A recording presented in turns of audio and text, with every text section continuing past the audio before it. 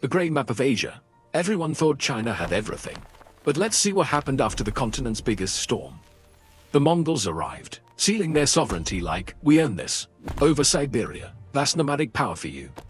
The Mongols declined. The Great Ming ascended, draping a new cloak over the map. Things seemed peaceful, for now. Suddenly, the Jurchen people, later Manchu, tore the Ming cloak open. Rising up fiercely, what a dramatic ascent. The Manchu leaders declared, victories await, and pointed their spears south, toward the bigger slice of the pie. Meanwhile, a hairy, big-bearded Russian trapper quietly skied into the north. "Hello, is anyone home?"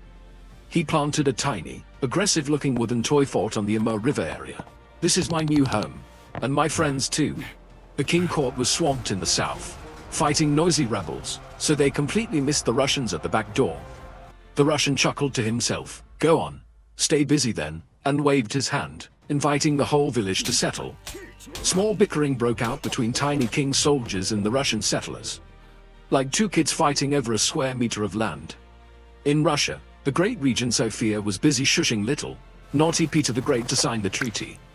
The Treaty of Nerchinsk was signed. Russia agreed to step back. But why? For trade, of course. After the treaty, Russian merchants celebrated wildly next to piles of gold. This trade is too good. The subsequent Treaty of Kayakta stabilized the Mongolian border. The two sides shook hands, agreed to peace, and went to bed.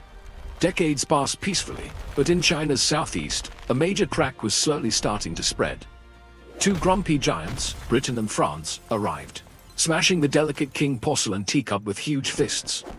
The Russian blinked. Perfect, a heaven-sent opportunity. His eyes sparkled with mischief. Russian soldiers quickly poured into the Amur River region. These weren't trappers anymore. This was an army of annexation. The weak king court flailed helplessly, unable to do anything but watch the Russian troops advance. The king emperor was being bombarded by a rainstorm of war papers, Second Opium War, right on his head. Overload. Ambassador Nikolai Ignatiev entered the scene, slick and confident, like a professional con artist. Ignatiev pretended to mediate, offering an olive branch to the tired British and French. "Let me sort this out for you, gentlemen." He turned to the Chinese emperor, placing a gigantic, unfair-looking contract scroll on the table. "Sign it, or face the consequences." Ignatiev whispered to the emperor, "Want to end the Opium War? You must give me a fair price." The desperate king emperor threw his hands up in defeat. Painful, but there was no other choice. Ignatiev signed the Convention of Peking, drawing a line of victory. Siberia officially changed hands. Russian soldiers held a small celebratory dance rite on the newly annexed territory. No invitation for the king. Not enough. Russia drew another aggressive border in Central Asia. Keep pushing the advantage. The king emperor ground his teeth fiercely, staring at the new, humiliating border lines. The words, "unequal treaties," flashed across the screen. That's how China remembers these deals. The Qing dynasty collapsed, and the royal cloak dissolved into dust. The era of chaos began. Mongolia happily detached itself from the map, floating away like cake released from a mold. Freedom at last. The tiny Tuva Republic also tried to break away from Mongolia. Everyone wanted independence. But the Soviet shadow fell over Tuva. "I am your protector now, little one." Mao Zedong appeared, stomping his feet. "I disagree with this imperial border." Mao raised his hand, demanding Russia return the rightful Chinese territories, asking for a communist-style refund. He held out the Communist Brotherhood scroll, hoping sentiment would win over material gain. The Soviet comrade laughed harshly. "Very funny. The land is ours. Brotherhood is another thing entirely."